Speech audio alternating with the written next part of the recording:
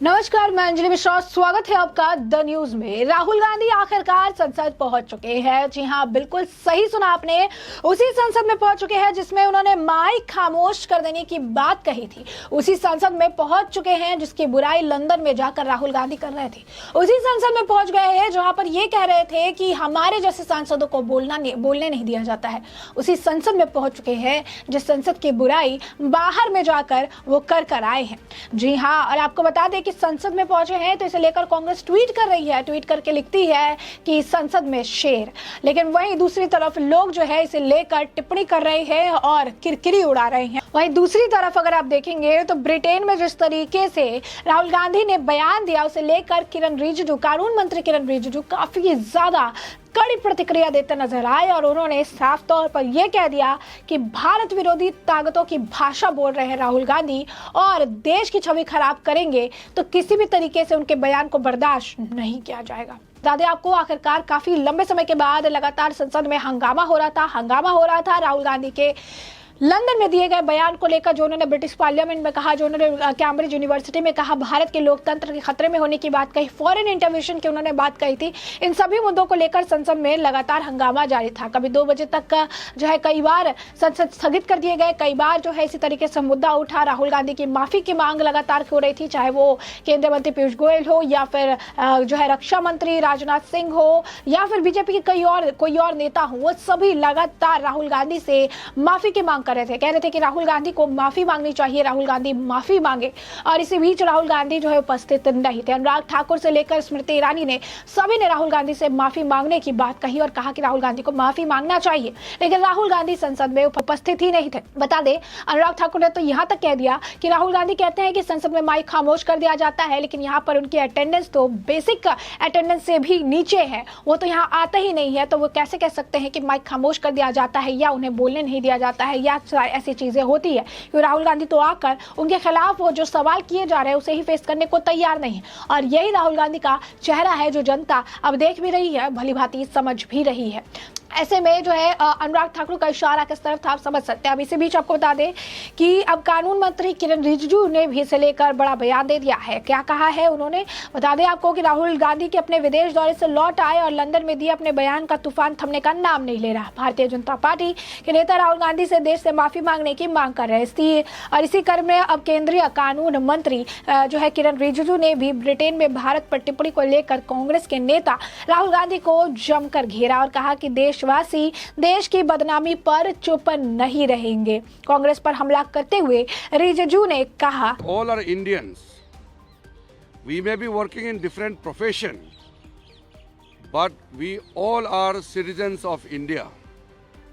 Anything related to the nation will be a matter of concern for everyone. श्रीमान राहुल गांधी या कांग्रेस के नेता अपने हिसाब से जो भी काम करते हैं, जो बोलते हैं, वो उनका मर्जी है, लेकिन देश को गाली देने का, देश को बदनाम करने का किसी को अधिकार नहीं है। ये किसी का मर्जी नहीं हो सकता है। राहुल गांधी जो भी बोलता है, अपने पार्टी कांग्रेस पार्टी को नुकसान होता है तो हमें कोई आपत्ति नहीं है।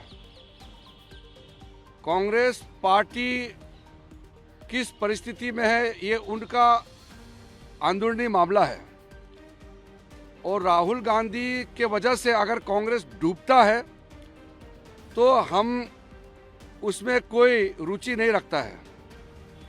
अगर कांग्रेस पार्टी को राहुल गांधी ने डुबा दिया, बर्बाद कर दिया, तो हमारे लिए ये कोई रुचि का विषय नहीं है। लेकिन अगर वो देश को डुबाने का काम करेगा, देश को नुकसान कराने का काम करेगा, तो इस देश का नागरिक होने के नाते हम चुपचाप नहीं बैठ सकते हैं। और हम लोकतंत्र के मंदिर में देश के लिए काम करते हैं। उस लोकतंत्र के पार्लियामेंट के मेंबर होने के नाते अगर हम चुपचाप बैठेंगे, कोई देश को गाली देगा तो ये देश कभी माफ नहीं करेगा। हमारे पार्टी, हमारा नेता और पॉलिटिकल आइडियोलॉजी में अगर कुछ डिफरेंसेस होता है तो हमारे खिलाफ बोलते हैं तो वो चलता है, लेकिन भारत के खिलाफ अगर कोई बोलेगा तो हम लोग चुप नहीं रहेंगे। इसलिए ये बहुत क्लियर होना चाहिए कि राहुल गांधी देश के सामने में और लोकसभा में आ करके माफ़ी मांगना ही होगा, वरना हम लोग उसको तवज्जो नहीं देंगे। लेकिन जो भारत विरोधी ताकतें हैं और लंदन के लोग तो सोचते हैं कि राहुल गांधी जो बोल रहे हैं सही है, और लोग सोचते हैं कि भारत में तो बोलने का आज़ादी नहीं है। यहाँ कहते हैं कि प्रेस मीडिया का फ्रीडम नहीं है, जुडिशरी ख़त्म हो गया, लोकतंत्र ख़त्म हो गया। इस तरह का बातें करके देश को नुकसान पहुंचाया है और एक तरीके से भारत के संविधान को भी उन्होंने इंसल्ट किया है, जुडिशरी को इंसल्ट किया है। हमारा जुडिशरी कमज़ोर नहीं है, इंडिपेंडेंट है और बहुत मजबूती से अपना काम कर रहे हैं। राहुल ने उन्होंने कहा कि राहुल अपनी इच्छा के अनुसार यात्रा की तो वो कैसे बोल सकते हैं कि उन्हें बोलने नहीं दिया जाता। रिजिजू ने कहा कि संसद में सांसद होने के नाते राहुल संसद को शर्मसार किया है, यह बेहद दुर्भाग्यपूर्ण है। उन्होंने आगे कहा सभी भारत विरोधी ताकतें एक ही भाषा बोलते हैं और राहुल भी उन्हीं की भाषा बोलते हैं। उन्होंने कहा कि मोदी देश की जनता के आशीर्वाद से प्रधानमंत्री बने हैं। 140 करोड़ भारतीयों के प्रतिनिधि की बात करना अस्वीकार्य है।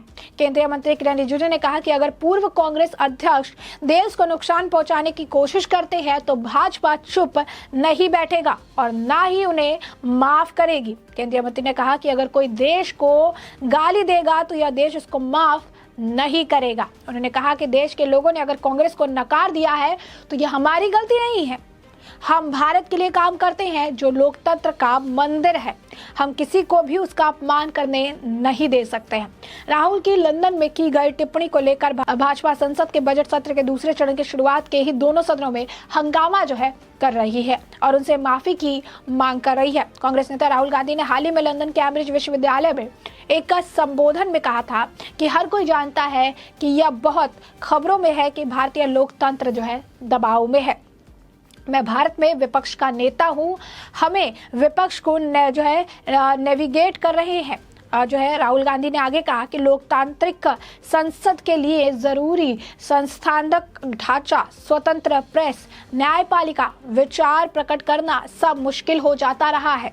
हम भारतीय लोकतंत्र के मूल ढांचे पर हमले का सामना कर रहे हैं। तो स्पष्ट तौर पर देखेंगे तो राहुल गांधी द्वारा ये सारे बयान दिए गए हैं। ब्रिटेन में राहुल गांधी की टिप्पणी पर किरण रिजिजू ने कहा कि भारत विरोधी ताकतें जिस तरीके की भाषा बोलती है उसी तरीके की भाषा राहुल गांधी बोल रहे हैं और राहुल गांधी को इसके लिए शर्म आनी चाहिए।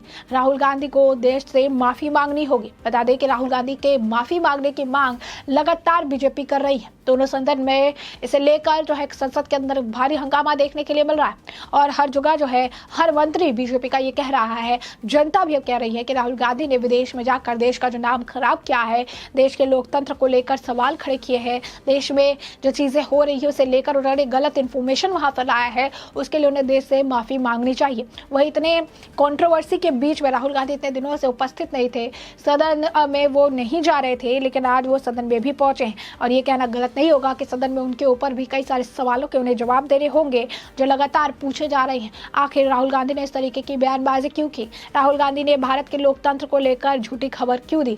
भारत के लोकतंत्र को लेकर उन्होंने ऐसी बातें क्यों कही? भारत को लेकर उन्होंने बाहर के देश में जाकर इस तरीके के बयान क्यों दिए? राहुल गांधी अपने बयान पर माफी कब मांगेंगे? राहुल गांधी को देश से माफी मांगनी ही होगी क्योंकि जिस तरीके के उन्होंने बयान दिए हैं वो बयान सरासर गलत है। अब इन सभी सवालों को फेस करते हुए अब कह सकते हैं कि आज करना पड़ सकता है और इन सभी कंट्रोवर्सीज के बीच में अब राहुल गांधी सदन में पहुंच गए हैं, जिसे लेकर कांग्रेस ने ट्वीट भी किया है कि संसद में या शेर संसद में, इस तरीके से कांग्रेस की तरफ से ट्वीट भी किया जा रहा है। तो स्पष्ट तौर पर वैसे कांग्रेस से बता रही है कि राहुल ने बहुत बड़ा काम कर दिया है, लेकिन राहुल गांधी को अब कई सारे तीखे सवालों का भी सामना करना पड़ेगा। तो ऐसे में हमने आपको ये पूरा मामला बड़े विस्तार से बताया है कि पूरा मामला क्या है, किस तरीके से कानून मंत्री किरण रिजिजू राहुल गांधी पर जमकर हमलावर नजर आए, तो दूसरी तरफ राहुल गांधी गांधी बहुत दिनों के बाद अब संसद के अंदर देखने के लिए मिलेंगे, जहां पर उन पर कई सारे सवाल भी टाके जाएंगे। ऐसे में हमने आपको ये पूरा मामला बड़े विस्तार से बताया है कि पूरा मामला क्या है, और अब इस पूरे मामले पर आपकी भी जो राय हो हमें कमेंट सेक्शन में कमेंट करके जरूर साझा करें। धन्यवाद।